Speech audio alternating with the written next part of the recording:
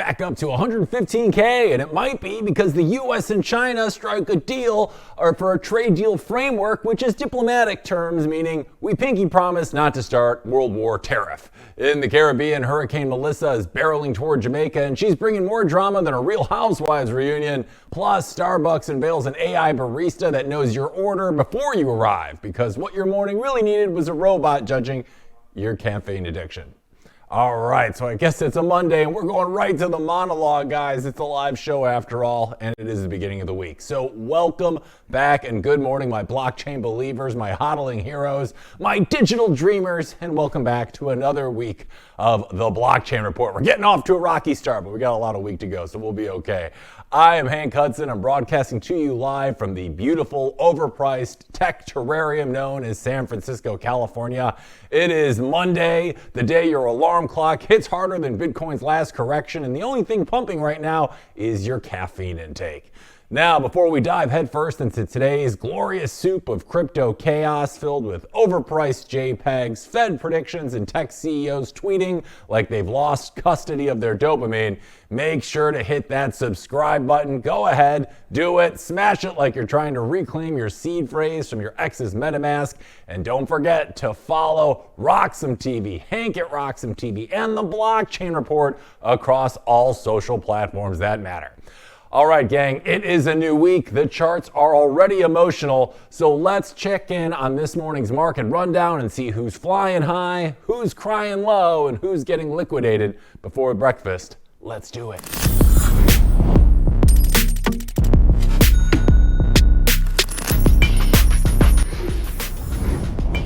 All right, we are starting off the week on a positive note for once as Bitcoin is back up to the mid 115K level. Remember, just about two and a half weeks ago, we saw that flash crash down from 124 to 102 in a matter of like 30 minutes, but we've been kind of meddling in the low 110 cents, but we've seen a nice upturn this weekend. So hopefully that is going to bring some good tidings in our near future as we are currently up almost 2% in just the last 24 hours.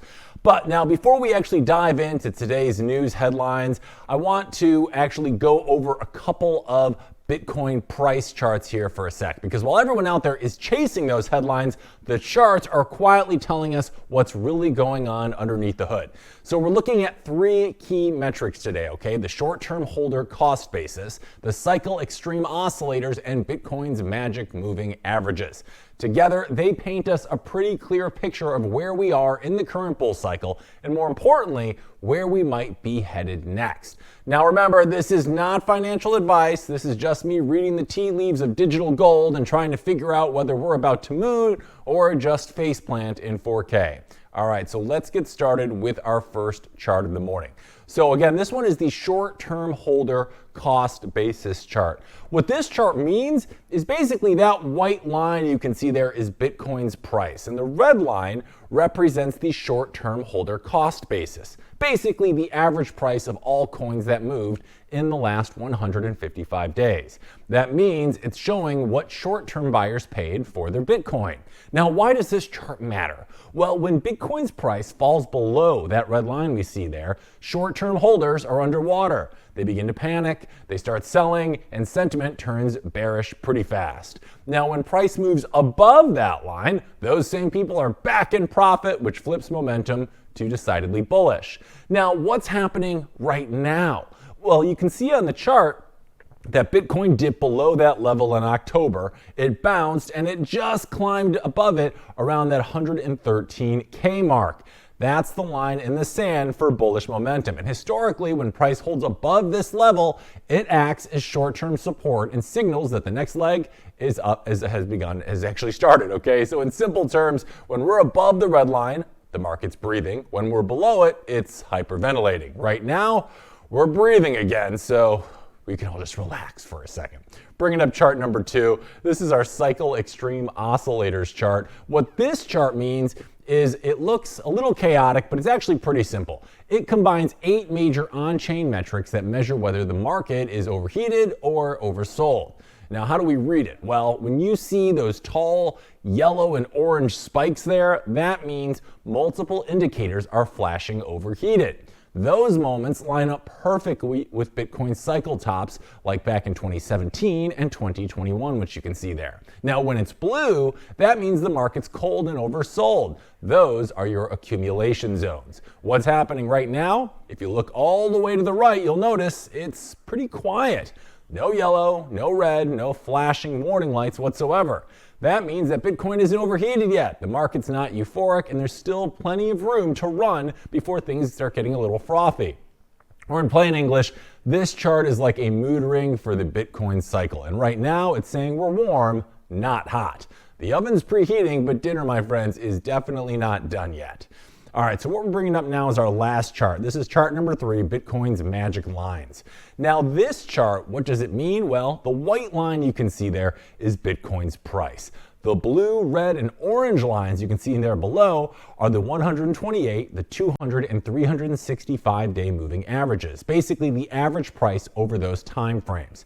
Now, why do traders watch this? Well, these averages kind of act like guardrails, okay? When Bitcoin trades below them, it's usually a bearish trend. When price climbs above them, that's a strong bullish confirmation. It means the trend has flipped. Now, what's happening right now? You can see that yellow circle that I got there at the end of the chart. That's where Bitcoin just broke above the 128-day moving average around 114K.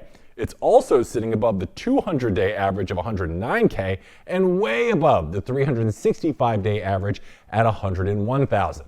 Now, when price is stacked above all three, that's usually the setup for a big move. And historically, that alignment comes before some of Bitcoin's strongest rallies.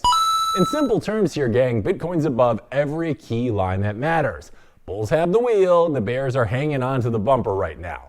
And what is the big picture for all of this? What are all of these three charts telling us cumulatively? Well, right now, short-term holders are back in profit. That is bullish momentum. The long-term cycle indicators say the market isn't overheated yet. That means there's still some gas left in this tank. And Bitcoin's price is back above all of its major moving averages, confirming that this trend might just have legs. So yeah, we've got some macro chaos coming in this week with the Fed and the US-China trade talks, but as long as Bitcoin holds above that 113K short-term holder cost basis level, the structure is looking pretty strong. That last dip probably flushed out the weak hands, and now the charts are saying the next move could be up. If Bitcoin holds this zone, we could see a push toward new all-time highs in the near future. If not, well, then there's always the next halving. All right, we're taking a quick break, but when we're back, it's time for this morning's Bull Run, where we go over the top news of the day. So stay tuned. All of that and much, much more coming up on today's episode of the Blockchain Report. Back after this. It runs on Bitcoin. Introducing Roxom, the first ever exchange where Bitcoiners can trade treasury stocks entirely in BTC. Get exposure to top Bitcoin holding companies like MicroStrategy and Metaplanet, priced in Bitcoin from the start. No fiat, no middlemen. This is what financial freedom looks like. Early access now live at Roxom.com/treasuries. Built by Bitcoiners for Bitcoiners.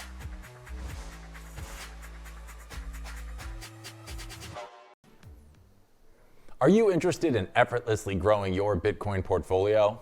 I sure am. And the Bitcoin credit card by Gemini earns you Bitcoin back on every purchase. Use it like any credit card. Buy lunch, gas, or heck, your weekly groceries. And you'll earn up to 4% back instantly in Bitcoin or one of over 50 other cryptos straight to your account. All that with no annual fee, and right now, you can grab a $200 Bitcoin welcome bonus. It's the easiest way to start building your Bitcoin stack. Just go to Gemini.com to learn more.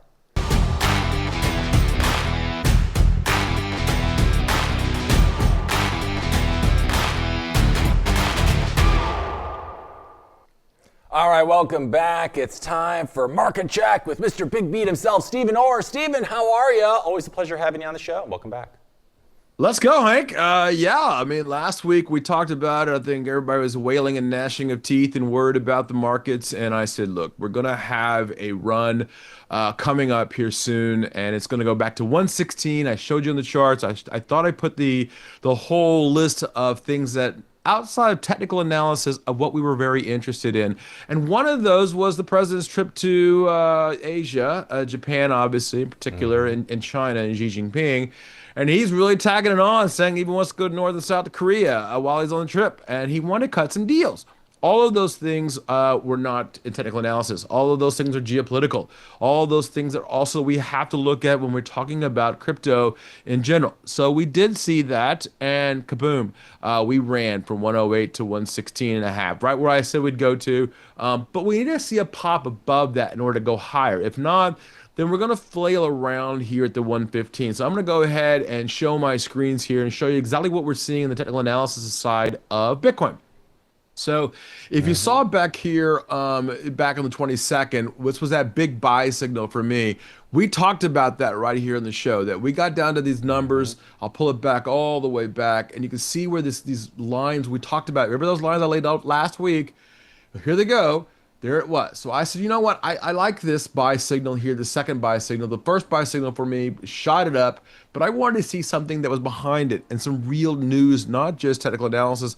And that news was, hey, we got a deal, or at least on paper, or at least a handshake or a grip and grin, whatever the Trump decides this week it is. But at least we got it, right? And so when you saw that, people had to digest this. Is this a real deal, or is this not?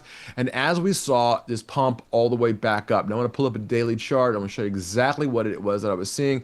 This is my linear regression. This was the bottom of that linear regression we talked about. I said, okay, right here at 108, you're starting to see some bottoming out, and here we go. I said 50% retracement would get us back to about 112. If we broke above there, that midline there, then we would get right back to the 116, 117 handle, and we did it. I mean, if you look at it right here, 116.3 was where we're at, and of course now we're 115.3. There is some selling, and I don't blame the people taking profits a little bit. And you can see this line is right there, almost verbatim how you can see it. I'll draw the line and make it a little bit clearer for everybody. Look at that thing. That tells you everything, right? But I want to see a breakout a bit. I'm going to pull it back just a wee bit. I'm going to pull you a 3-hour chart, pull up Wall Street. I'm going to pull it up just so everybody understands what I'm seeing. So this is a little bit of a rounding here that I'm a little bit concerned about here. So it might have to pull back a little bit back to about 112, 113, and then pop up because linear regression is still showing it. We need to get above this line right here, 116, and strong and stay above it. If we do that, then yes, we will go quickly back to 120 and a half. Almost in a heartbeat. There's nothing but air all the way up there. There might be a break here at 117.7, but I don't even think they'll even stop at that.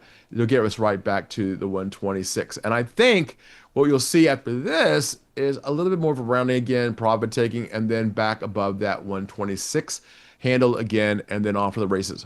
You asked me last week what my thought process was for the end of the year, and here we go. We're starting to see this. We're starting to see a little bit of a pull to the upside. Now, what do I mean by that? So let's scroll it out, and we're going to go all the way to there's this December. You said the end of December.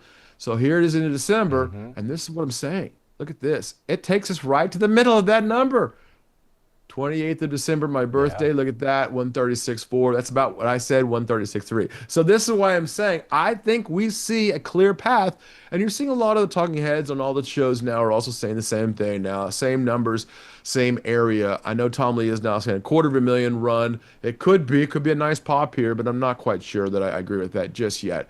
Let's see some of these things break out. All of these sell signals up here in the tops, especially that big one up there at 125 too. So that's what I'm seeing. I'll stop my share here and I'll let you ask questions. Yeah, no, I mean, you've been pretty spot on so far in our time together, Stephen. In fact, I've been hearing whispers of black magic. So if you keep predicting all these right, we're going to, like I said off camera, we're going to be having some calls for you at the stake soon enough because you've been a little too on point. But I want to talk about right now. Obviously, this U.S.-China trade framework for this trade deal, and then we're also seeing likelihood of some rate cuts in the very, very near future. Do you think this rally we've just been seeing this weekend is purely macro, or are we finally seeing fundamental demand coming back into Bitcoin right now? What is it saying to you right now in the markets and in the charts? Yeah, I think there was a lot of the OGs out there that were short the market. We've seen that over the last 3 weeks. I keep hearing the word October. I've heard that for many, many years, and yeah, we've seen it a few times. I've been trading for 35 years. The psychology behind it, the physiology behind it, the thought process, and how people trade. I have seen just about every possible way that people trade.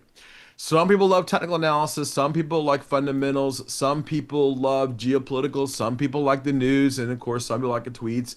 Great. But I think you should put it all together. look at it from a perspective of over rounding and looking at what everybody else is thinking, the psychology of other people and what they're thinking and what they're using. What is their technical analysis more important than my technical analysis? Great. Let's put all that together in one basket and stick out into a number. And what that tells me is that there was a massive short being put on, and you saw it from perspective of CZ himself. Binance went out and bought a whole bunch of crypto, bought Bitcoin. He said, "Look, I'm going to buy the shorts up," and he did. He cleaned them out. You saw it from Michael Saylor smiling again, saying, "Look, we're not done."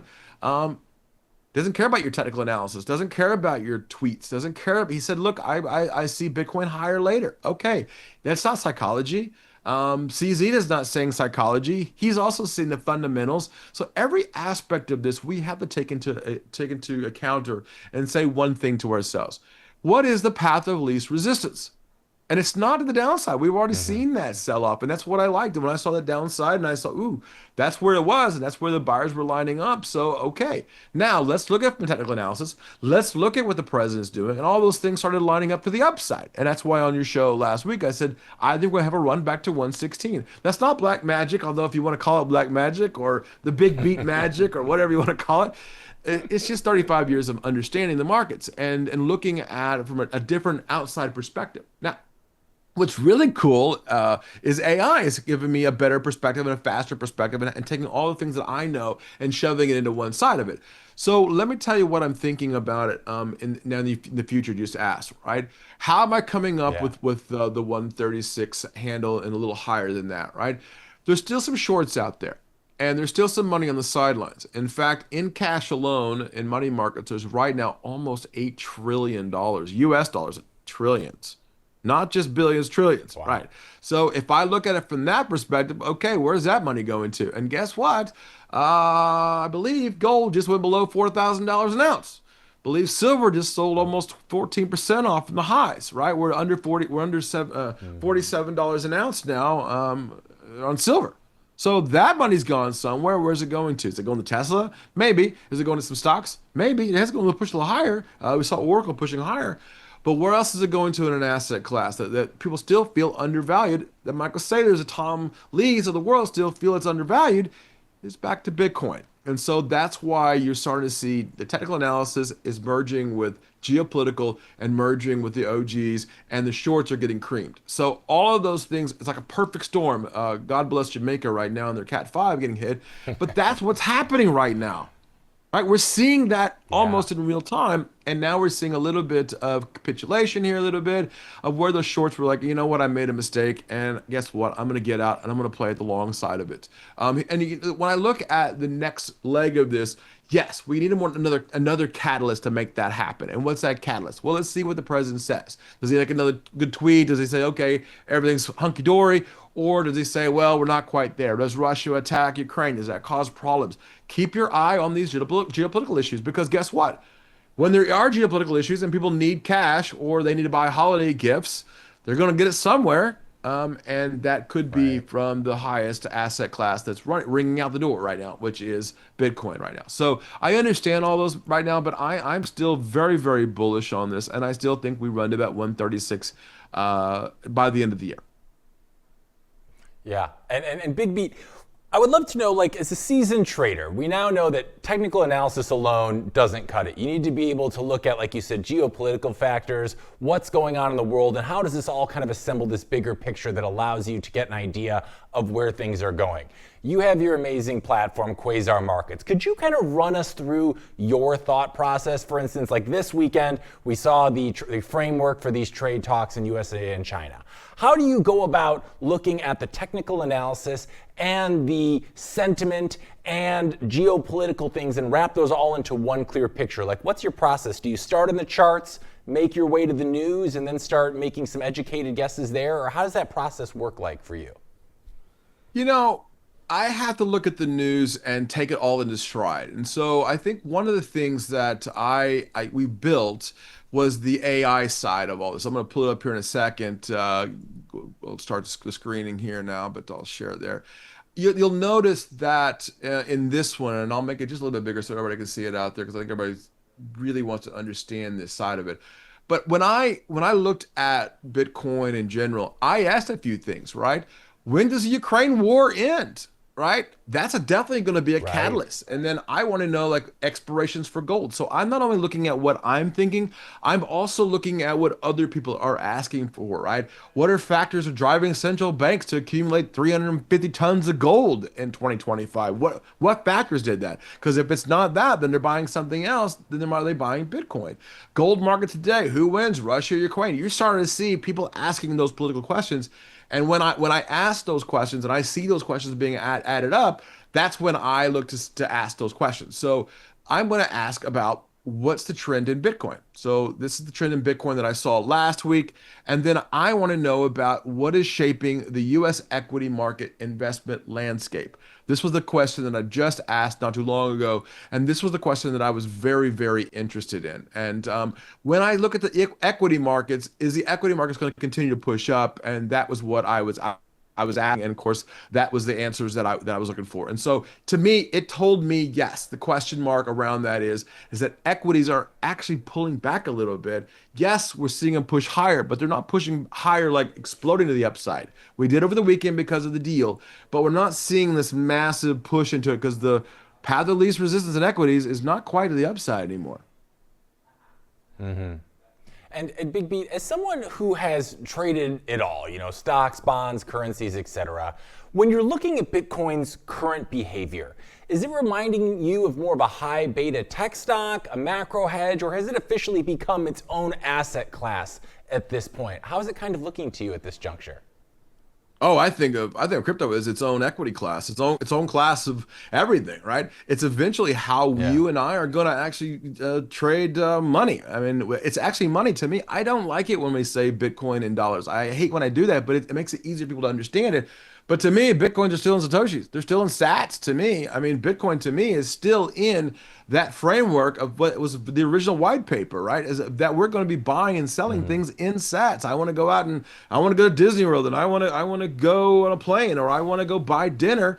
It's going to be done in sats, not in dollars. People say, well, when is that going to be? When moon?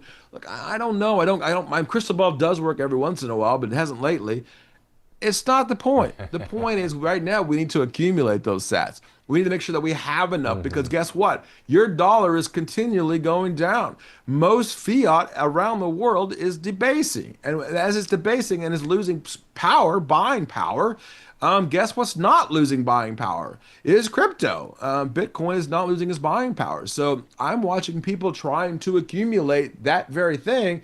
And as they're doing that, I think that we're going to be very happy come 5, 10 years from now. Michael Saylor is not buying billions and billions of dollars worth of Bitcoin because it looks pretty in his account. He's doing it because he knows where it's going to. Tom Lee is buying Ethereum because he knows where it's going to. These are really good traders and investors who've been doing it as long as I have, and they understand the back end of this. So, for me, the Bitcoin side of this is definitely the key for the future.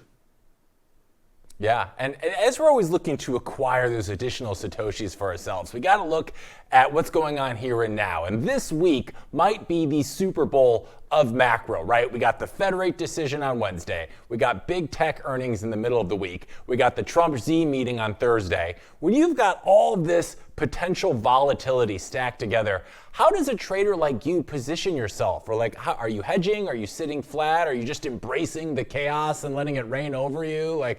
What's your thoughts on this particular position here, Big B? One of my rules of trading is play the game in front of you. Look, I think that the stock market itself is way overweight. It's way out of whack with fundamentals. It's too far out of the skis. But Big Beat, the trend is your friend, and all. I know every adage you can possibly throw at me. I've seen them all. I've heard them all. I've even made some up that still used today on the floors.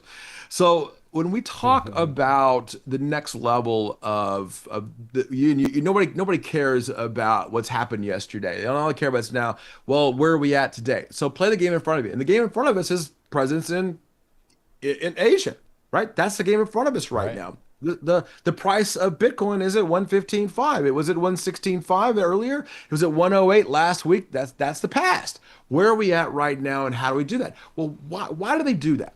Because we believe that in investment world that We think the price as you are right now is wrong. That's why you buy or sell something. You think the price as it is right now is wrong, and you're playing the game forward or backwards. You're playing in the thinking that, okay, the price is going to go higher, great, I'm going to buy, or I'm going to short because I think the price is going to go lower in the future. So we always have to think about the future and keep your mind always in the future. Now, when I say that, most people believe on the floors and in the institutional world that the New York Stock Exchange, the Nasdaq, and the bigger picture are roughly 6 months ahead of itself. So you're buying earnings in the future, right? That's why people are buying. They think that the earnings of companies will be doing better about 6 months in the future, and that's where we're at. That's what usually is. Right now, we're about a year and a half to 2 years in the future. That's why I'm saying that. The Warren Buffett method of valuing stocks and the indices is at the highest level in history. So when that money does come off, and it will, it's got to go somewhere. Is it going to sit where there's already almost $8 trillion in the money market in cash? Nope. It's got to go to something else. And eventually it's going to grind itself up into Bitcoin or crypto. Because that's the new place. Why? Because there are the fewest people around the world that are actually in crypto. So as more and more adoption happens, more and more people are going to be in the Bitcoin market. They're still asking me, how do I buy Bitcoin? I still got people asking me what account do you have? What brokerage do you use? They call it brokerage. They don't even call it an exchange because they don't know how to buy and sell it. But as that education happens, you're going to start seeing acceptance, even more acceptance. You're going to see grocery stores starting to accept it. MasterCard and Visa already accept it. PayPal already accepts it. When are you going to accept it, right? Your users here do. But wait till grandma and grandpa start buying in Bitcoin. Wait till, and when you look at the younger generation coming up, they already know what Bitcoin is. They're not asking me how to invest in Bitcoin. So that's what I'm saying. This generation is going to slowly go away, and the generations that are behind it are going to come in and say, "Well, we already know," and they're not even going to ask how. They're going to demand that we buy in Bitcoin. They get a new jacket. I'm going to demand that I buy it in Bitcoin. I'm not going to demand that I use any other fiat currency in the future. Yeah. No, it definitely seems that things are trending that way for anyone who's paying attention. I mean, especially as of late, Bitcoin has been moving almost completely opposite of the US dollar. When the dollar drops, Bitcoin tends to fly. So I guess my question to you, Big Beat, is do you see that correlation continuing? And does that tell us Bitcoin is still more of a liquidity gauge than a true inflation hedge right now? A little bit of both. I mean, there is an inflation hedge side to this, right? And there is a liquidity issue because there are some OGs out there that have quite a bit of Bitcoin. They're still trying to get rid of it. We saw an original OGs just had 300 Bitcoin that they've had forever, and they just sold theirs for 33 million. We see all the headlines, but that didn't even move the needle, right? That didn't even move the needle because listen, whenever there's a buyer, there's a seller, and whenever there's a seller, there's a buyer. That's a mechanical machine, right? And guess what? It's on everybody's computer now if you have an account. So that ledger is saying that it's easy to actually find buyers and sellers. But the question is, where are the buyers and sellers? And sometimes the buyers and sellers don't match up. And when they don't match up, then the sellers will say, okay, well, I'm willing to sell it at a much higher rate. You willing to come catch me up there and I'll sell it to you up there. Or the buyers are like, gosh, you know what? I'll just wait until the sellers are going to get cheaper and cheaper. That's what's happening, that mismatch, right? And so we're seeing a liquidity issue crunch at the tops and the bottoms, but I don't really care about either one of those. Look, we can call those business zones. We can call them whatever you want to call them. But right now, no, I don't think so. I think that you're seeing when we do break this 117.5, you're going to see where the sellers are going to hold up and say, you know what? I think we're going to see a run here to 126. I'll sell it to you at 126. But how much are they going to have to sell to you? Probably not as much as Michael Saylor and Tom Lee is willing to buy. So I really think that we're going to have a nice little run here going into November all the way to the end of the year. Yeah, it looks like Q4 is setting up pretty nicely. I mean, one of the big narratives that we've talked at length about this year is the institutional money that we've seen enter the space. But with that being said, it sometimes can be hard to tell like how much is real flow versus leverage and speculation. So from your side of the screens, are you seeing signs that serious capital is coming back into Bitcoin, or is this still feeling like a trader's market to you right now? It's always going to be a trader's market no matter what, right? Because there's always going to be those people on the Yeah. sidelines, but the institutions are accepting. Now, listen, is there a thing called spoofing still happening in this market? Yes, there is spoofing, which means that there are orders being put out there and they pull the orders out, they put the orders in to kind of get you to entice you to buy or to entice you to sell. In the real world, and let's put the equity markets, you can't really spoof too much. That is actually illegal. But when you look at it from the perspective of institutions, they don't really care. Right now, an IRA or 401k plans are allowing you to buy Bitcoin.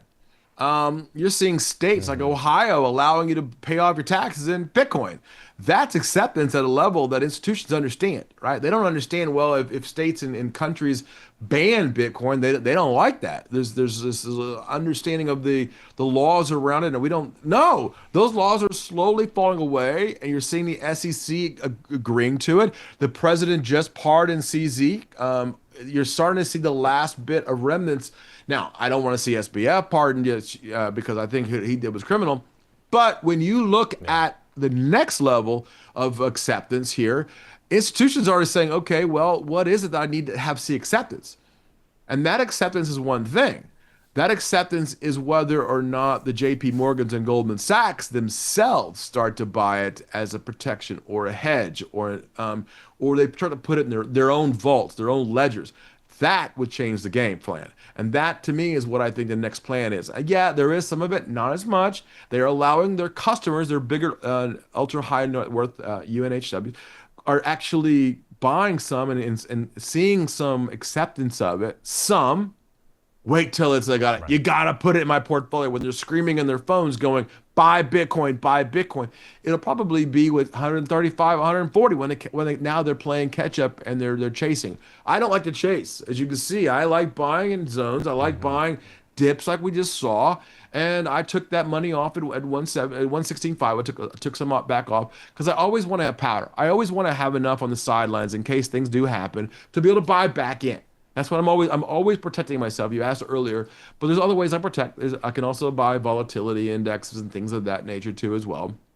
But no, I'm accumulating. I now have the highest Bitcoin pile I've ever had because I was accumulating even in these ups and downs. Keep accumulating. That's the key. It's not about winning or losing in this game right now. You'll be a winner if you just continue to hold and stack sats all the way through. You're also starting to see some of these 401ks and IRAs for people who are actually working still, and that they're piling it away, not just to buying the stock of their company or putting away in their investment portfolios. They're actually putting a little bit of Bitcoin in that too. And they're doing it through IBIT. They're doing it through ETFs. And that's where you're starting to see other firms also accepting that too. And the growth rate of ETFs. I mean, IBIT was the fastest growing ETF in history. So we already know what the acceptance rate of it is. Is it still going to continue at that same rate? Probably not, but we're going to still see stepping and we think about it, when do people get their paychecks? Every other week or at the end of the month. So in the middle of the month or at the end of the month, there's also a push to buy more Bitcoin. So we also seeing that too. And here we go in the last week of October, and it's not that spooky. I'm loving this, right? I feel like I pull a pumpkin out and buy some more Bitcoin. Yeah, I got a feeling this pumpkin's not going, or this carriage will not be turning into a pumpkin at midnight. Good. The way things have been shaping up, right? But even with Bitcoin ripping in the last couple of days or day or two, and in this cycle, altcoins really haven't followed suit the way we've seen them in previous cycles. The dominance chart's kind of going parabolic right now. So it begs the question here, Big Beat, does that tell you we're still early in this cycle in terms of where Bitcoin leads, or is maybe this a warning sign that broader risk appetite hasn't quite returned yet? That's a great question, Hank. I'll tell you the answer to this. You asked me that two meetings ago, and I told you that you asked me about altcoins. And I said, look, I'm not a big fan of altcoins right now. It will have its day in the sun, not right now, because I think that the acceptance of altcoins are still there, but it's what it does. And I think there's going to be some separation of the wheat and the chaff, because there's not every meme coin in the world is not good, right? And you're starting to see Pepe coin, and those meme coins are starting to go away, and people are starting to realize, hey, why? Because there's nothing there. It's just it's a frog. I don't get that, right? There's no fundamentals behind it. It's one of my philosophies, right? But when you look at Bitcoin or Ethereum or Solana or Air, I have to say, okay, what does it actually do? Does it accomplish something? Does it build something? Does it create something? Well, I look at Nvidia stock. Why? Because they make machines that actually help. When I look at Manjaro, the weight loss drug, okay, Eli Lilly makes it. Great. They actually have a product. What does that altcoin do? Tell me what that altcoin does. What problem does it solve? And is it widely accepted? If it can't answer affirmatively in all those three places, then I don't usually look at them. Now, with that being said, I think that we're going to see an altcoin season, but not until probably mid-December. As we start to see some of the peeling off of the Bitcoin, as we get up to the 135, 136, it's going to go somewhere. You saw Tom Lee. Tom Lee's buying Ethereum. Why? Well, that's the gas, right? Yeah. So it's got to go somewhere. And I think eventually it will go into those meme coins like Solana that will probably buy into the meme coins. So all of those things, those factors combined. But no, I still think the alt season isn't here yet, but it is coming. Okay. Yeah, I believe Tom Lee even mentioned recently that he said buying Ethereum at 4,000 is like buying Bitcoin at 4,000, which is a pretty lofty statement, but maybe he knows something that I don't. Back to this cycle though, Big Beat. You've said before that every cycle moves from fear to relief to FOMO. Where do you think we are on that curve today? Are we in relief, or are people already starting to chase green candles again? Where do you think? All three. That's a very hard one to say. Ooh. Why is it relief? Because we saw the dip, so people were buying that. Are they chasing? Yes, but they chased it back up. And are we in the dip side? So yes, people are sitting on the sidelines a little bit, right here. I think for the next couple of days. I think they're really trying to figure out what the Fed is having to say. And listen, my friend JC Perez says, I don't even know what they had for breakfast or I had for breakfast. I don't know how the hell I'm going to understand what Powell's going to think on Wednesday. The one thing the Fed continually says to us is they're data dependent. Well, the government shut down. So what data are they looking at? Looking at jobs numbers? Right. Are they looking? Right. There's no numbers to look at, right? And ADP numbers maybe. There's some inflation numbers. But if they're so quote, data dependent, there's no data, what do they do?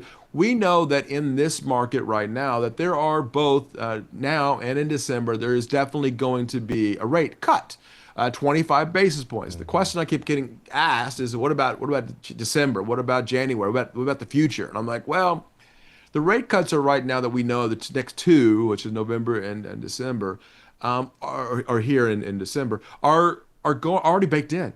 So how does that work with crypto? How does that work with Bitcoin? Well, if they're already baked in, that's why people are sitting on the sidelines. They're not sure yet, right? They're waiting on maybe some other geopolitical issues, maybe a deal with India, maybe a deal, an actual deal with Canada and Mexico and China. If any of those three fall, including India, possibly a fourth one, all of a sudden, then you're going to start to see people relaxing a little bit and then risk on again to a level that we really run and blows through 136. Now, that could be what Tom Lee is seeing that I'm not seeing yet. And I hope he is because, hey, listen, I don't believe in hope and luck. But my God, I'd love to see Bitcoin at 250,000. But I don't think that's quite the key.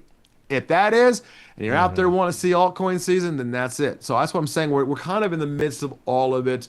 Some people believe that we were this pullback. Some people believe that we're in the ready to go, and some people are like, well, let me just see what's happening. We're in the let me see what's happening kind of stage right now.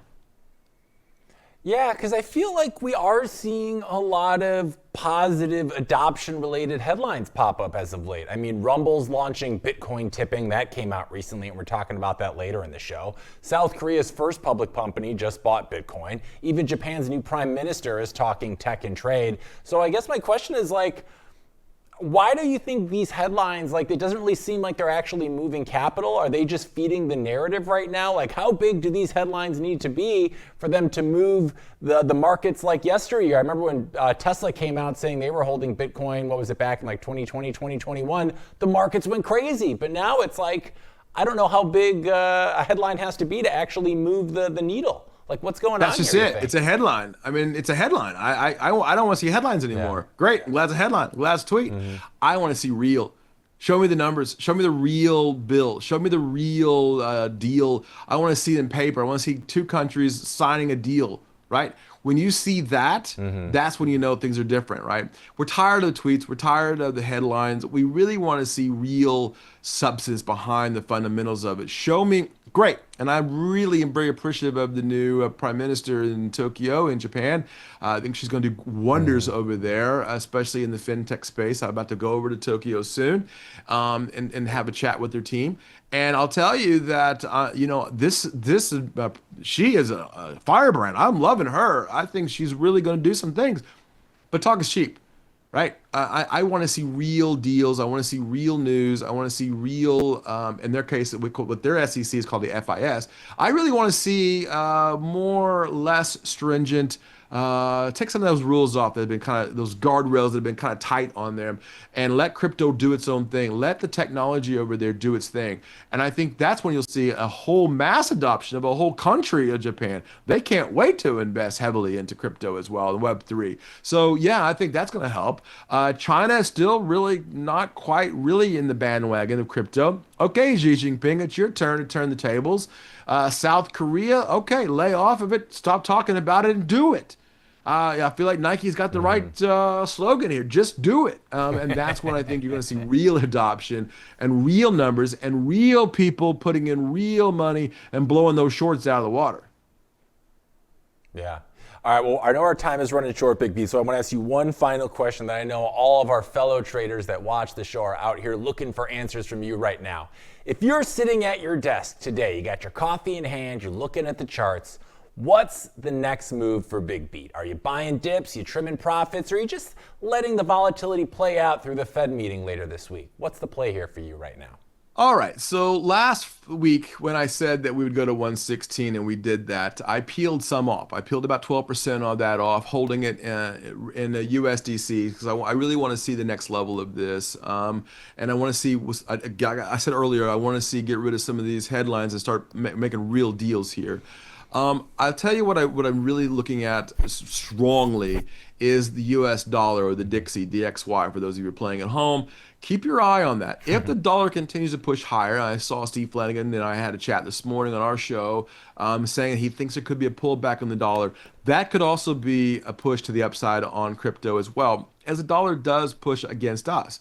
Other currencies could also get hampered too. So as our dollar pushes up, it does push against the yen. The yen falls back. Look at the dollar. Now, I know this shocks everybody, and what the heck are you talking about? But I'm also watching oil. Oil is also affecting it too. And I'll tell you something else that's affecting it is the bond market. So if institutional money is coming out of the bond market, which you did, you saw the 10-year slip last 3 weeks, has now pushed back above the 4% because they have to raise the rates to attract institutional buyers. If they're not buying, they might be buying Bitcoin. So those are the three things I'm kind of watching. Why oil? Because oil tells me how the real economy is doing. Are they moving things around? Are we investing? Are we buying? Is it back to risk on? And those three things kind of create a bigger and better narrative than just, ooh, what did Trump tweet today? Or what's the last headline? I want to see real numbers and what real money is really doing. Yeah, well, we certainly appreciate you giving us the breakdown. It is a complex financial ecosystem out there, and we're so glad we have people like you that are happy to come on the show and help us break it down, Big Beat. So we always appreciate your time and insights. And for everyone in our audience that said, you know what? I'm not ready to let Big Beat go. I need more of what he's got. What's the best place they can follow you to get more of your hot takes? And where can they go to start trading like an actual pro on your platform? Let them know. Yep, it's quasarmarkets.com. Hang out with us, free sign up right now, and especially for all your users here at the Blockchain Report and Roxom. And of course, you can reach me at qmbigbeat.com, my own website out there as well. And of course, you can reach me the same thing, qmbigbeat on Twitter. I'm out there all over the place. You can find me on LinkedIn, social media. I'm everywhere. You can't miss me. I'll be in Chicago this week and in New York City next week. I can't wait to see you guys when I'm in New York. They'll be at the Benzinga conference. I'm actually moderating a panel. We'll have Robin Hood and a few others on that panel as well. And yeah, so I'm excited about the future here and talking about Bitcoin, especially here in the Blockchain Report. We certainly love it. You're like Visa everywhere you want to be. Well, we certainly appreciate you being here with us today, Big Beat, and we're excited to have you back again soon. And enjoy the rest of your week, my friend. Thanks so much for your time today. Big love to you, Hank. Cheers. We'll see you soon, Big Beat. All right, we're taking a quick break here in the Blockchain Report, but when we're back, we're going to be joined by our second special guest of the day. You're not going to want to miss it, so stay tuned. More Blockchain Report coming your way right after this quick message.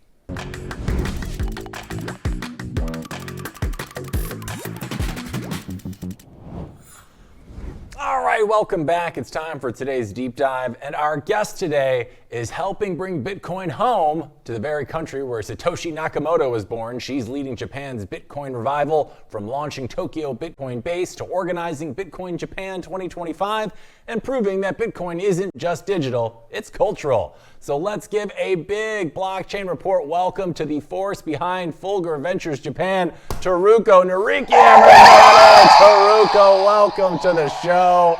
We are super excited to have you, and so is our audience. How are you doing this morning? Thanks for joining us. I'm good. I'm really good. Despite it's 3 a.m., I'm super pumped. You are a trooper, and like Bitcoin, apparently you never sleep. So we certainly appreciate you taking the time to join us today, Teruko. And you have been super busy. Correct me if I'm wrong. I believe you are currently planning the Bitcoin Japan 2025. Can you tell us about that? How is it going? The preparation is going well. It's less than a month away now. So, we are Wow. finally finalizing everything, making sure we got everything we need to, under control. But so this Bitcoin Japan is the first time in like last year we actually had Bitcoin conference. It's called Bitcoin Tokyo, and it was very successful. This year we are kind of rebranding it to Bitcoin Japan, because we want to include everybody in Okay. Japan. Yeah, so that's going to Yeah. happen next month, at the end of next month. Last year, because it was the first time we wanted to have fun, it was more like a festival for Bitcoiners. But this year, it's different. Our target audience is our like Japanese corporate executives and then retail investors.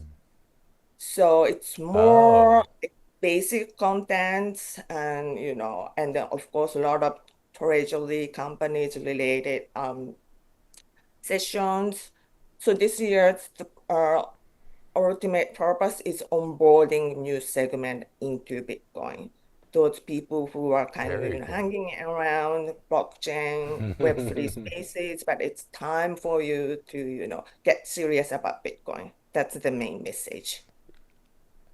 Yeah, and this would certainly seemingly be the year to do so, as we have seen a lot of corporations pile into the Bitcoin mix. You mentioned the Bitcoin treasury companies. We've been seeing a lot of that. What are you expecting from the conference this year? You said you're rebranding to kind of focus a little bit more on corporations than in previous years. Where is it taking place? What city? Is it at an event venue? Where can people find it right now? Where is it happening? Tell us more about it. How many people are you So expecting? yeah, so this is a 2-day event. The first day will be Dev Day, which take place at Tokyo Bitcoin Base. The physical hub Oh, will okay. launch this spring. So the venue is it's not like huge. We are targeting around 150 to 200 people, and this will be very like highly technical.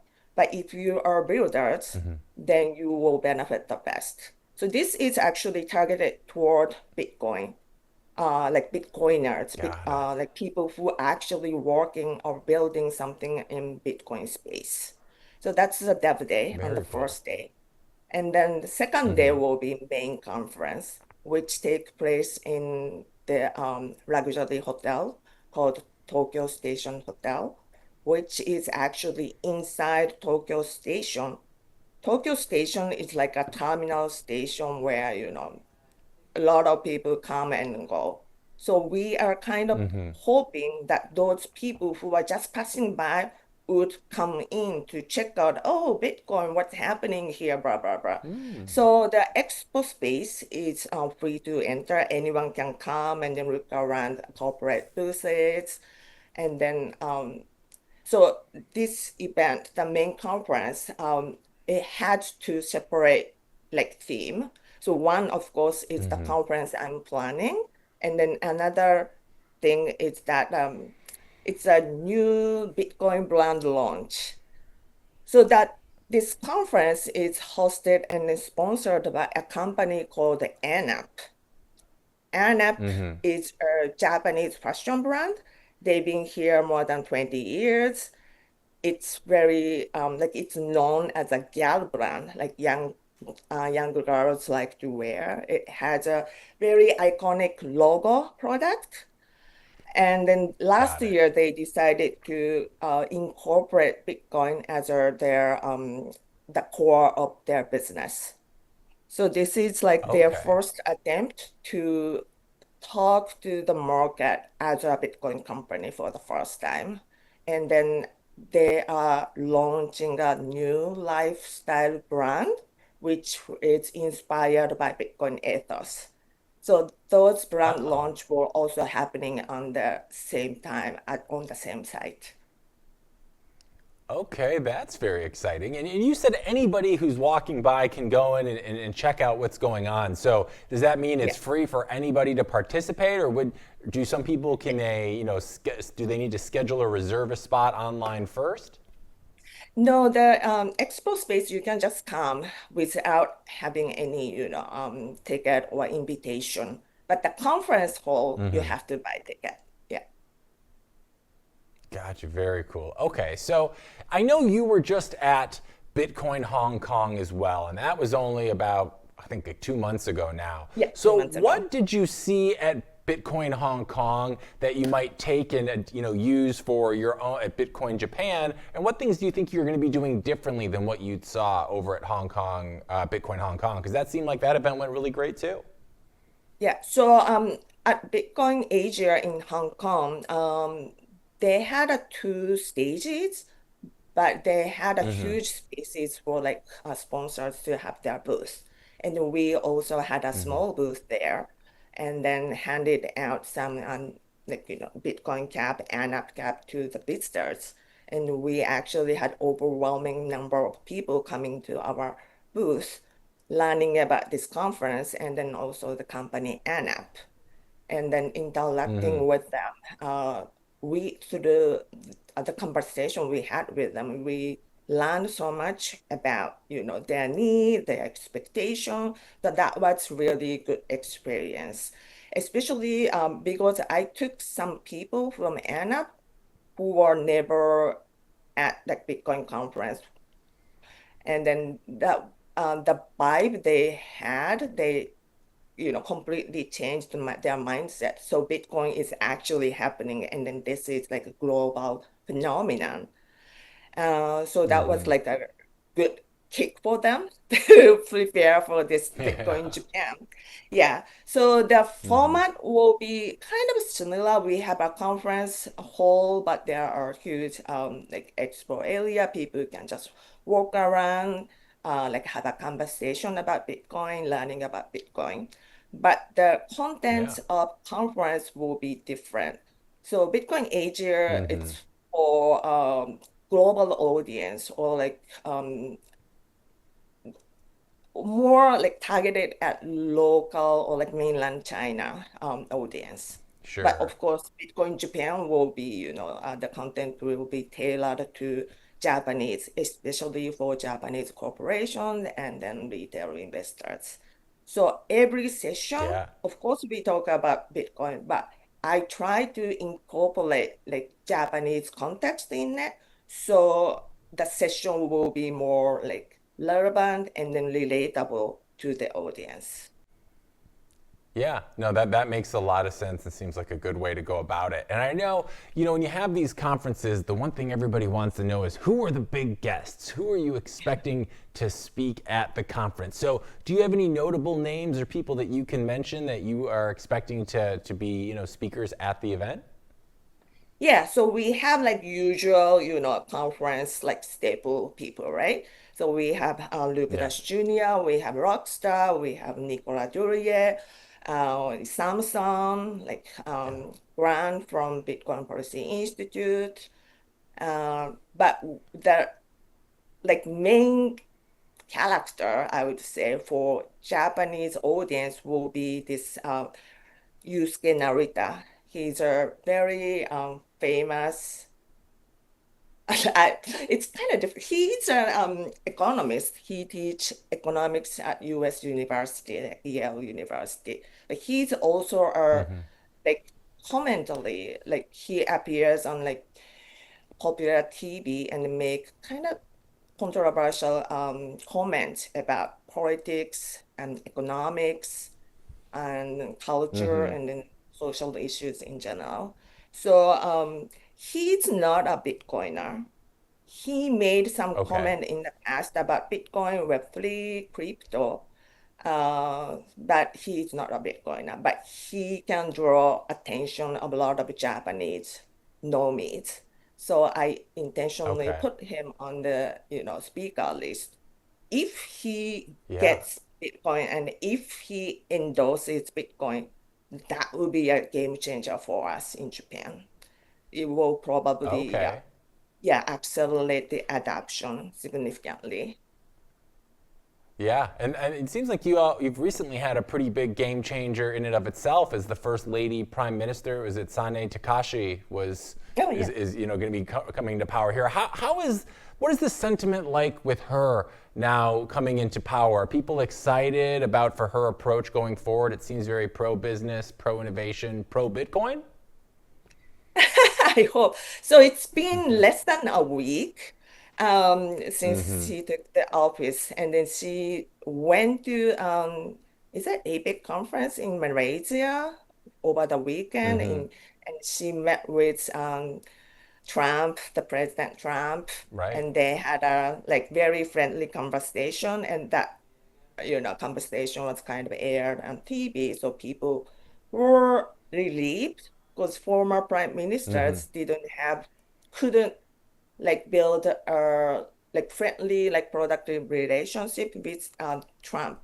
But she already, even before becoming prime minister, had kind of, the baseline set because she was Right. a student of former Prime Minister Abe, and then Trump had a really good relationship with Abe. So he knew this new prime minister even, before she got like he's known her over like 5, 6 years. So they already have a like Okay. basic trusting relationship. And then that was viewed fairly positively in stock market. And then I think Nikkei crossed over 50,000 today, the all-time Okay. high. Yeah. Yeah. Interesting, interesting. So now, Truco, if people then are interested in going to this conference, what's the best place they can go on the internet to get information? What's the website they can go to so they know where to go, where to be, who's speaking? Where can I send them? So we have the official website, btc-jpy.com, and then you have our entire speaker list there. Agenda will come up probably in 10 days or so, and we listed some side events already. The tickets are sold there. So the official website would be the best place to go. But we also have an X account, and then the press release Okay. will be out. The first one is already out, but the second one announcing keynote sessions will probably release tomorrow. So stay tuned. A lot of information will coming out. All right. Well, a lot of exciting stuff on the horizon, and we certainly appreciate you taking the time to share that with us. But Tariko, I gotta say, one of my favorite things about having people on our program here is I love to learn how people that are so invested in the Bitcoin space now, how they got into it initially, right? I mean, you, for instance, are really interesting in that you've worn a lot of different hats: translator, educator, community builder, and now you're leading Folger Ventures in Japan. So I would love to know, like, how did this journey begin for you, and what ultimately first drew you into the world of Bitcoin? How did that all come to be? It's probably not as interesting as you would expect. It's very typical. So I'm a class of 2017. I came for money and stayed for revolution. But I mean, of course, by the time I've heard of like the term Bitcoin over and then over, and then kept dismissing this must be scam, this must be, not legit, blah, blah, blah. So I probably ignored for more than 5 years. But so the first time actually I heard term Bitcoin on Japanese like mainstream TV was when Mt. Gox was hacked in 2014. And then headline said the president or like CEO of Bitcoin was arrested. So I'm like, see, I told you Bitcoin is scam.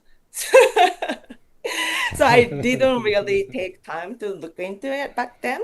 But because 2017 bubble was like huge in Japan, back then, I believe more than 50% of Bitcoin global trading was denominated in Japanese yen.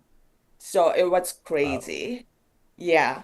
So there was weekly Bitcoin meetup. I went there and then like it was full. I couldn't even get in. The Oh. cameras from major TV stations were there interviewing people why they buy Bitcoin and blah blah blah. So it was like I can't even imagine it happened in Japan. Now I'm having like so much difficulty like getting media attention to this conference or like Bitcoin in general. But back then, Interesting. 2017, there were like everybody, but every key stations was there. So it's like really different, like different life, I would say. So I got Yeah. in at the peak of that bubble. And then 2 days later, I bought my first Bitcoin. The market crashed. So I'm like, Ooh. oh, see, that's what happens when you buy stuff you don't even know. So this is a scam. Right. So I concluded Bitcoin is a scam. But back then Yeah. I had so much free time. So I'm like, okay, let me just figure out how this scam works. So in the future, I wouldn't be fooled again. So I started Yeah. reading like article about Bitcoin, started watching YouTube, started to listen podcast. But most of them are garbage. They just talk about price, right? And like Right. technical analysis or something like that. So I'm like, I couldn't find anything like second, like anything like essential until I came across a blog post, which is called the Bullish Case for Bitcoin. And when I read that article, I'm like, huh, interesting. So Bitcoin might be, might be legit, might be like alternative, like money, blah, blah, blah. But I Right. didn't quite get it. And then a few months later, a book called The Bitcoin Standard came out. And then I Right. read it once. I'm like, okay, I couldn't really, comprehend all the content. So I read 3 times and then realized, okay, this actually is something I was looking for whole time. Because ever since I was in like high school, I wanted to like work for like United Nations or like IMF, hoping to, pull billions out of poverty. So I was interested in that aspect. Like the world is not fair. So many people are suffering.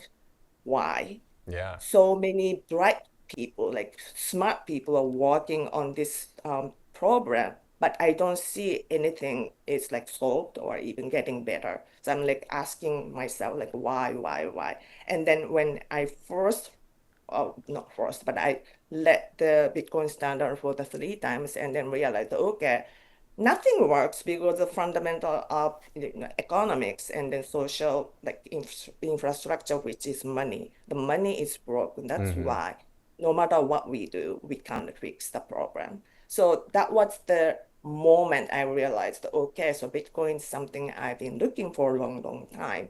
And then this is what I want to do now. I want to concentrate now. So that's like my Yeah. story. Yeah, I mean, it sounds like you've come a long way, but it's not an unfamiliar tale that I hear with Bitcoiners. It's they hear Yeah. about it, and then it takes X amount of time for them to really Yeah. wrap their own heads around it, just like it happened to you. And then they get in, and then they're all in. And you're Yeah. all in to the point that not only did you come from being a Bitcoin skeptic to reading the literature, you've then actually translated some of those very influential Bitcoin books for the masses. So the Bitcoin Standard, the Bullish Case for Bitcoin, the Little Bitcoin Book, Check Your Financial Privilege. Yeah. Like you have been doing a lot of orange pilling through literature, which I gotta say, respect. But it makes me wonder, like, which of those books impacted you the most personally? Was it the Bullish Case for Bitcoin? Was it the Bitcoin Standard? Like, what is the one that you're telling people to read if you're trying to get them into Bitcoin for the first time? Oh, the first timer, like I would recommend the Little Bitcoin book. I mean, I want to recommend the Bitcoin Standard, but it's like, it's big book. It's daunting for the first timer. And then, Right. yeah, I don't want, scare them off. So the Little Bitcoin book is good, like gateway drug, I would say. It's, Yeah. it's very It's a good casual. gateway, yeah. It's not about economics. It's more about like stories in real life, more relatable. So that's the book I usually recommend for the first timers. Okay. And when you were translating these, what was the reception like for you from Japanese audiences as they were getting now access to all of this Bitcoin knowledge? Were people still kind of treating it like holding it at arm's length, or were people willing to embrace it once they got the literature? No, it's actually the book hasn't done much to bringing It hasn't. people into Bitcoin. So there, I usually bring this story. So in Japan, the book is out for like 4 or 5 years already, but we sold probably around 5,000 copies of Bitcoin Standard so far. But the in Thailand, where I actually am based, so in Thailand they have their own version of the Bitcoin Standard, and then the translator that he told me he already sold 70,000 copies in Thailand. Oh wow. I mean, Thailand No has less way. people, and then yeah, they Sure, right. sold yeah more than 10 times of what we sold. So I'm like, wow. Why And then I why do got you think tell that you. is? What is it about Japan's culture, do you So think? Japanese, as you know, very polite. They are very obedient, and then they trust the government and the institutions. Not many people had a bad experience with like government or banks. So Sure. unless you have a problem, you wouldn't find Bitcoin as a solution because you don't have a problem, right? So in a way, Japan is Interesting. so lucky that things work, everything works, that people don't really need solution like Bitcoin. But that's like just on the surface. But underneath, as you know, our debt is like, at a crisis level. Like we have more than 250% on like debt GDP ratio. And then for the past 30 years, Japanese economy was struggling with deflation. And a few years ago, we finally had a inflation, and then it's, kind of getting out of control now. So people are suffering, like people are feeling the pain now, but still they don't like look deeper, like they don't try to identify what's causing inflation, so they wouldn't come to Bitcoin yet. Right. Interesting. Well, it's actually not that dissimilar, I feel like, of what we experience here in the United States, probably just on a little bit of a different level, because we don't have inflation problems, or traditionally we haven't the same way as like many South American countries. So we're solving a problem that doesn't really feel like a problem here. Although over the last year, we've seen inflation kick up quite a bit here in the United States. So it starts to seem like maybe people's heads are turning and saying, maybe we do need some kind of solution, and Bitcoin's right here to solve that problem. So I think we're kind of in similar boats. We might just be a few stages ahead of Japan right now in terms of their acceptance of Bitcoin and it being in the space itself. Now, our time here is running a little bit. Go ahead. Please. No, I was going to say the big difference is that now you have an administration which support Bitcoin. But here in Japan, the governments are still endorsing Web3 as opposed to Bitcoin. So in people's mind, Bitcoin is not a part of Web3. So Web3 is okay. So it's government approved. It's safe. It's safe to touch as a big corporations. But Bitcoin, which is not approved, like Bitcoin is unapproved crypto to them. So it's like risky. It's like, you shouldn't touch. You shouldn't even talk about it at that business scene. Yeah, that's the big difference, I would say. Yeah. Well, we're super glad we have people like you that are out there helping change that narrative in places where it desperately needs to be changed, because we know Bitcoin is for all of us, but we need everyone to realize that, Bitcoin is in fact for all of us, because education is such an important part of that, and we really appreciate all of your efforts that you're doing to spearhead that over on your side of the world, Teruko. Now, before we let you go today, I want to make sure that I'm sure there's plenty of people in our audience that are interested in learning more about the Bitcoin Japan conference that you'll be putting on. So one more time, give us the best place to go to get more info on that. So the best place for you to go would be the official website. You can probably just Google Bitcoin Japan 2025, or you can go to btc/jpy.com. You have all the information there. We have our X account. The press release will be out soon. So hope to see you all soon in Tokyo.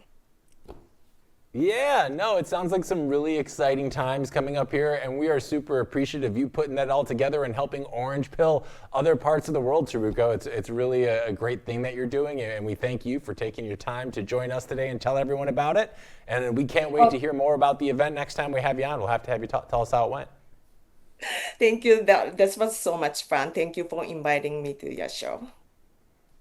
Oh, the pleasure was all ours. Now, we know it's up late over where you are, so go to bed. We appreciate your time, and we'll hopefully see you really soon. Okay, Teruko? Okay, thank you. Cheers. Thank you so much. All right, we're taking a quick break here at the Blockchain Report, but when we're back, we got more of today's top news stories coming your way, so stay tuned. We'll be back right after this quick message.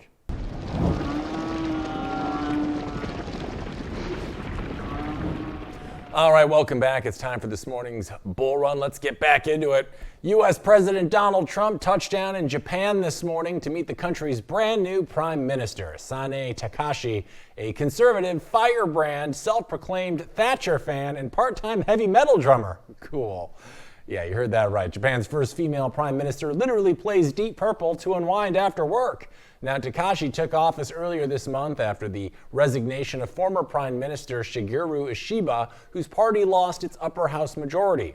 Now she's stepping onto the world stage for her first big diplomatic test, a sit-down with Donald Trump to talk trade, security, and Japan's defense spending. And given that both leaders love golf, dislike weakness, and have a thing for economic nationalism, this meeting might sound less like diplomacy and more like a duet between Freebird and America First. Now, Trump landed in Tokyo fresh off a stop in Malaysia, where he attended a regional summit focused on trade. His Asia tour is coming at a critical moment. U.S.-China officials say they've reached an initial consensus for a new trade deal. Meanwhile, the country that Trump is the leader of is still partially shut down. Federal workers are missing paychecks, air traffic controllers are unpaid, and Congress is busy arguing about health care funding. But Trump's in Japan, shaking hands and talking tariffs because global trade doesn't wait for Washington's gridlock. And markets are finally exhaling again after that potential tariff truce between the U.S. and China was announced, and expectations that the Federal Reserve will cut rates again this Wednesday. Reports say the U.S. and China have agreed on a preliminary framework for a new import tariff deal. The optimism followed comments from President Donald Trump, who told reporters aboard Air Force One that he believes the U.S. and China will come away with the deal after his upcoming meeting with President Xi Jinping on Thursday. So what does this preliminary framework entail exactly? Well, here's a clip from CNN that breaks it down. Let's take a peek. Everything we know either comes from Secretary of Treasury Scott Bessent or his Chinese counterpart, and it doesn't all 100% line up. We haven't seen any kind of paperwork, any kind of actual framework. It's just snippets here and there. Scott Bessent has sounded incredibly bullish, whereas his Chinese counterpart sounded more reserved. Now, that's to be expected, but here's what we believe to be in this framework. One, when you talk about fentanyl, a further cooperation on stemming the flow of fentanyl into the U.S. Now, as you mentioned, soybeans, which is a huge issue in America, particularly for American farmers. China would buy a, quote, substantial amount of U.S. soybeans. China could delay export controls on rare earth minerals. This is what we heard from Bessent, that he expected some kind of deferral, possibly even up to a year. And just a reminder, Kate, that export control, that is what actually triggered President Trump to announce that November 1st they would have these 100% tariffs, which Bessent said essentially now no longer exist. So we're back to the drawing board on both of those, with a deferral on rare earths as well as this no 100% on tariffs. And then lastly, this finalizing of the deal on TikTok ownership, transferring that ownership to the United States. Bessent essentially said that was a done deal, only for the leaders to sign off on. The rest of this seems to be there's still a negotiation around it. Now, this truce is a sharp turnaround from earlier this month when Trump threatened to impose 100% tariffs on Chinese imports starting November 1st if no deal was reached, a move that triggered a record $19 billion crypto liquidation event and briefly sent Bitcoin down to around 102K. But this week, traders see a double tailwind. Not only could the tariffs be delayed or scrapped entirely, but the Fed is almost certain to cut rates again. According to some experts, there's a 97% chance of a 25 basis point cut, and lower rates mean cheaper money, and cheaper money means more liquidity, and liquidity just so happens to be Bitcoin's favorite drug. Meanwhile, there's more macro drama loading. The Fed's rate decision drops Wednesday, followed by Powell's press conference where he could move global markets with a single eyebrow raise. Then big tech earnings arrive: Microsoft, Alphabet, and Meta all on Wednesday, followed by Apple and Amazon on Thursday. Strong results could pour even more fuel on the risk-on fire. And then comes Thursday's Trump-Xi Jinping meeting and the main event. The Fed's about to cut rates, the world's two largest economies are pretending to play nice, and trillion-dollar tech companies are about to report earnings. No wonder Bitcoin's bouncing. Hey, buddy. And gold prices are finally catching their breath, or maybe wheezing, after one of the hottest rallies in history. The metal fell as much as 1.2% to near $4,000 an ounce, extending last week's losses as a sign of U.S. trade agreements cooling demand for safe havens. It's the first weekly drop since mid-August and comes right after gold hit a record above $4,380 an ounce last Monday. Even after the drop, gold is still up more than 55% for the year, fueled by relentless central bank buying and the so-called debasement trade, where investors avoid sovereign debt and currencies to hide from runaway budget deficits. Dealers from Singapore to the U.S. say bargain hunters have already rushed in, treating the dip like a doorbuster sale. Meanwhile, almost 1,000 professional traders, brokers, and refiners have descended on Kyoto this weekend for the London Bullion Market Association Conference, or LBMA, the biggest annual gathering in the industry's history. Attendance hit record highs, and the talent war for bullion traders is expected to be a hot topic. And in the Caribbean, Jamaica, is bracing for Hurricane Melissa, a Category 5 monster with 140-mile-per-hour winds and a 5-mile-per-hour attitude problem. Basically, it's a slow-motion blender aimed directly at Jamaica. Forecasters say Melissa might even get stronger as it gets closer to the island, calling it one of the most dangerous storms in decades. Residents in low-lying coastal areas have been told to evacuate immediately, with forecasts warning of 13-foot storm surges, which, for those of you keeping track at home, is basically a one-story house made of water. Prime Minister Andrew Holness has activated the National Disaster Plan, opening hundreds of shelters and deploying emergency teams. NBC News has a latest on the conditions. Let's take a look at the clip and see what they say. Oh, here we go. Hurricane Melissa growing to a Category 5 this morning. How are you feeling? Well, right now, worried. The deadly storm churning through the Caribbean and preparing to pummel Jamaica through the coming days. Residents filling up gas canisters to power generators and boarding up windows as the monster storm approaches. Even zoo workers in Jamaica's capital city are busy relocating animals. At least 3 storm-related deaths have been confirmed in Haiti, along with 1 fatality in the Dominican Republic, where dozens of people are currently in shelters, including this mother and her 4-month-old infant, after first responders rescued them from a flooded home. I spoke with one woman in Kingston who says she suffers from lupus and is traveling by bus to her daughter's home. Even though I have my medication here, I'm still not taking any chance. Many American tourists are trying to cut their vacation short. Some passengers arriving in the U.S. on one of the last flights out. There was a lot of turbulence. It was almost like getting out and watching the rain come behind us. But luckily we made it. Others stranded, including Nicole Doyon, who is visiting from Miami on a yoga retreat. But she says after exhausting every option to get home, she's stuck and will have to ride out the hurricane. There was nothing available. At this point, there are no options. Yeah, and conditions expected to continue to deteriorate here in the coming hours. Government officials saying that all of the emergency shelters here are now open, many of them still not full, but officials anticipate that could change in the coming hours. Well, let's get over to camera 1 here, guys. It looks like we might have to pump the brakes on our Jamaican vacation, man. Because tourism, which makes up 30% of Jamaica's GDP, has officially clocked out. Meanwhile, economists are already waving calculators in panic, saying the hit to tourism alone will cost millions, and that's before factoring in losses to agriculture, transport, and power networks. This year's Atlantic hurricane season has already been one for the record books. Melissa's sprint from tropical storm to Category 5 is part of a worrying trend. Warmer seas mean faster, meaner storms. Now, Melissa currently ranks among the most powerful hurricanes that threaten Jamaica in nearly 40 years, proving once again that in a warming world, every storm season is just another chance for Mother Nature to say, hold my rum punch. And while some run for shelter, some Bitcoiners are more concerned on why Bitcoin's new all-time highs have not triggered any major indicators. According to CoinGlass, 0 out of 30 major bull market peak indicators have triggered. Not one. Nada. These are the same indicators analysts have used in every previous cycle to call the top. You see, normally as Bitcoin nears its euphoric top, these indicators start lighting up like Times Square. But right now, they're all sitting at 0. In past cycles, when at least half of them start flashing, that's when things are tending to get a little frothy. The point when retail piles in, influencers launch new coins, and Coinbase support crashes. But we're not there yet. In fact, we might still be in the middle of the bull run, not the end. According to Bitcoinist analysis, this exact scenario happened months ago. 0 indicators triggered, and 2 months later, still 0.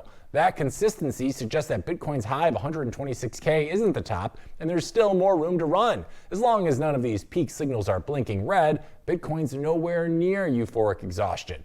And when that top finally comes, it won't be subtle, it'll be fireworks, dog coins, and CNBC panels declaring Bitcoin is here to stay. Until then, however, the data is telling investors one thing: don't overthink it, the top isn't in. In fact, it's not even close. We're taking a break, but when we're back, more Blockchain Report coming up. Stay tuned. We'll be back after this.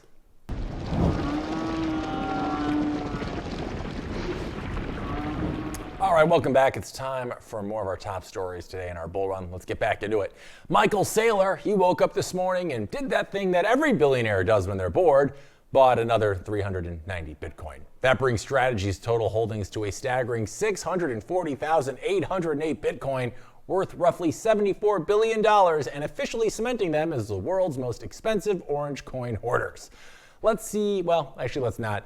So I want to keep on my eye on Strategy here. Their average price purchase at this point, now it's up over $74,000 per coin, which means Saylor's up around $26.6 billion in paper gains. Not bad. So that's about $26 billion of number go up. I love that for them. And before you ask, no, this wasn't funded with debt. Saylor's using something called at-the-market equity programs, where Strategy sells new shares and funnels the proceeds straight into Bitcoin. He's essentially printing stock to buy the hardest money ever invented. It's like if the U.S. Treasury actually made responsible fiscal decisions. Imagine that. Now, these ATM programs give Strategy more than $46 billion in capital raising capacity, meaning this man could theoretically buy half of Bitcoin's remaining supply himself before lunch if he wanted. He's already got 3% of all the Bitcoin that will ever exist. And at this point, Saylor isn't investing, he's collecting infinity stones. You should get one of those, that'd be cool. And President Donald Trump has revealed the mystery behind his latest hospital visit. And in true Trump fashion, he declared victory over the MRI machine. Speaking to reporters aboard Air Force One, he said, "I did it. I got an MRI. It was perfect." He added, "I gave you the full results. We had an MRI and the machine, you know, the whole thing, and it was perfect." It's the first time he's confirmed what the second medical exam this year was actually for. At 79 years old, Trump is one of the oldest presidents in U.S. history, and the second trip to Walter Reed National Military Medical Center raised some eyebrows. Asked why he got the scan, Trump told reporters, "Ask the doctors." The White House has not disclosed the reason for the second visit, an unusual break from the tradition of one comprehensive exam per year. Trump insisted he'd share bad results if there were any, saying, "If I didn't think it was going to be good either, I would have let you know negatively. I wouldn't run. You are fake news." Something. Get out of here, Donald. He added that his doctors told him his results were among the best reports for the age they'd ever seen.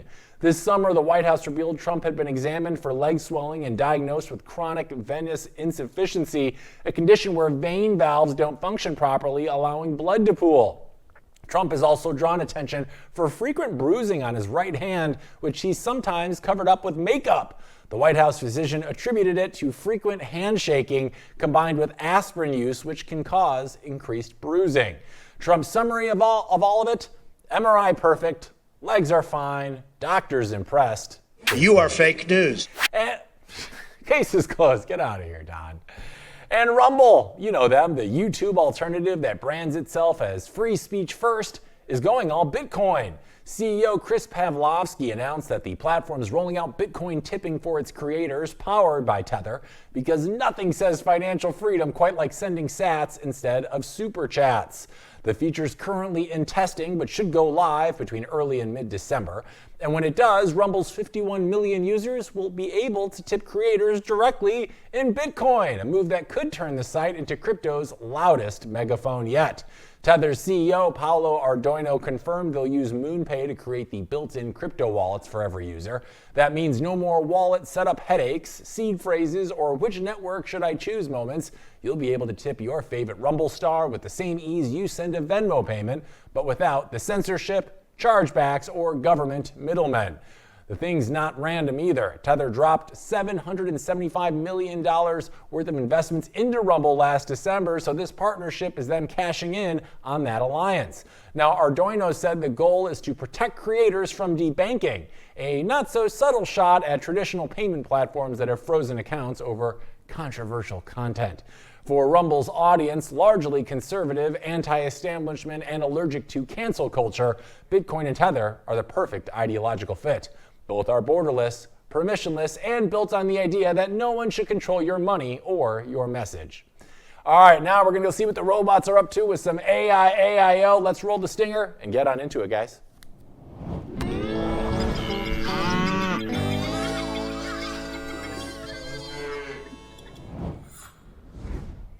Alrighty, well, America's favorite caffeine cult, Starbucks, is now experimenting with an AI barista that might soon know your coffee order before you even open the app. CEO Brian Niccol unveiled the tech at Salesforce's Dreamforce conference in San Francisco because nothing says innovation like a $7 latte and a privacy crisis. Now, Niccol says the company is exploring how artificial intelligence can make Starbucks the world's greatest customer service company again, which, to be fair, is a bold mission for a brand that still can't spell Sarah correctly on a cup. Right now, the company's flagship AI tool is something called Green Dot Assist, described as a barista assistant. It launched quietly back in June and has since rolled out across more stores. The system acts like a chatbot that helps managers handle day-to-day operations, from troubleshooting espresso machines to reminding you how to make a venti caramel macchiato without crying. A spokesperson says the tech is only meant to assist employees, not replace them, right before it replaces them.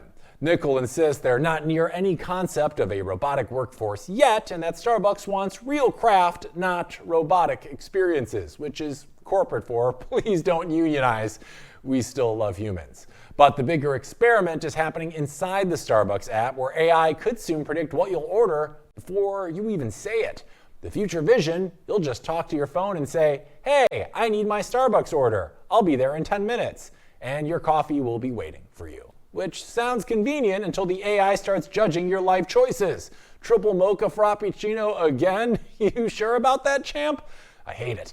Now, the company says it's focused on making jobs easier, not eliminating them, but let's be honest, Green Dot already sounds like the boss your barista didn't ask for.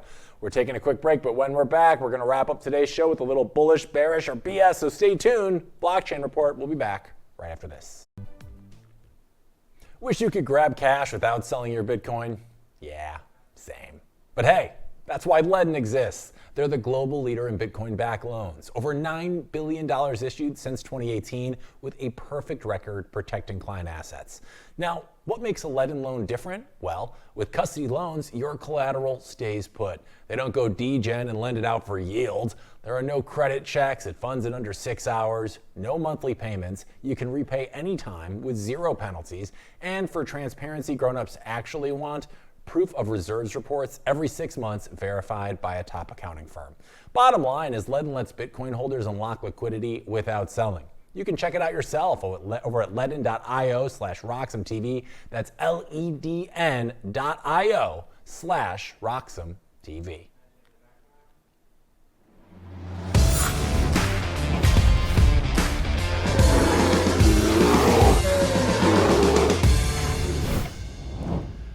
All right, time to wrap up today's show with a little bullish, bearish, or BS. Let's recap our top stories of the day and see how things are looking for Bitcoin. Let's get into it. First up, Washington and Beijing have finally decided to stop playing tariff chicken, at least for now. The two countries reached a preliminary framework for a trade deal, easing fears of a 100% tariff war and reviving risk appetite across global markets. Ooh, I'm very bullish on this one. This is the liquidity shot Bitcoin has been craving. When the world's two biggest economies stop threatening each other, capital stops hiding and starts flowing straight into assets that thrive on risk, like Bitcoin. If the Fed follows through with another rate cut this week, we could see a perfect storm of cheap money and renewed optimism pushing BTC even higher. So a tariff truce equals money printer go burr, which equals Bitcoin goes up, baby. So I'm bullish. Next up, Hurricane Melissa is tearing through the Caribbean as a Category 4 monster, forcing mass evacuations, shutting down Jamaica's airports, and threatening billions in tourism revenue. It's one of the most powerful storms to hit the region in decades. Ooh, I'm bearish. I don't like hurricanes, and while they don't directly move Bitcoin's price, large-scale natural disasters tend to spook the global markets. Investors shift to safety, and that short-term risk-off sentiment can drag down Bitcoin's price alongside with equities. Long-term, though, events like this highlight the fragility of traditional economies, a narrative Bitcoin thrives on when the dust settles. So storms, they kill risk appetite in the short term, but hey, at least until the rebuilding starts, but I'm bearish for now. All right, one bullish, one bearish, one to go. Last up, Starbucks is testing new AI-powered baristas that know your order before you even open the app, which sounds helpful until the robot starts judging your frappuccino addiction. Looking at you, Mom. Now, the company claims it's about efficiency, not replacing workers yet. Ooh, my verdict on this, I'm calling BS, all right? Let's be real. This has zero impact on Bitcoin unless Starbucks start accepting Lightning payments, of course. It's just another AI saves the world headline for investors to pretend that they understand what's going on. Wake me up when Sailor launches a Bitcoin-backed espresso chain, then, this caffeine, until then, this is all just caffeine-fueled clickbait. So I'm calling BS. All right, so today's final score, we got one bullish, one bearish, and one BS. So my final verdict, though, is today I'm leaning bullish, all right? I mean, the global macro backdrop, we're talking trade peace talks, potential Fed rate cuts, and a risk-on mood is still tilting in Bitcoin's favor. Even with hurricanes and hype storms swirling, liquidity is king, and Bitcoin loves cheap money. So for now, the market's heating up, and this week, Bitcoin's the one holding the umbrella. Whew. Well, that's a wrap for today's Monday show, boys and girls. As always, thank you so much for tuning into the Blockchain Report. If you haven't already, do yourself and me a favor and make sure to like, follow, and subscribe to RoxomTV, the Blockchain Report, and Hank at RoxomTV everywhere you choose to do your doom scrolling, and you'll find us there. And until tomorrow, we will be back, though, same place, different time. We are back to our Tuesday through Thursday schedule starting tomorrow, where we begin at 8 a.m. and go all the way to 10 a.m. Pacific time. So make sure you're tuned in for that. Until then, thanks for watching.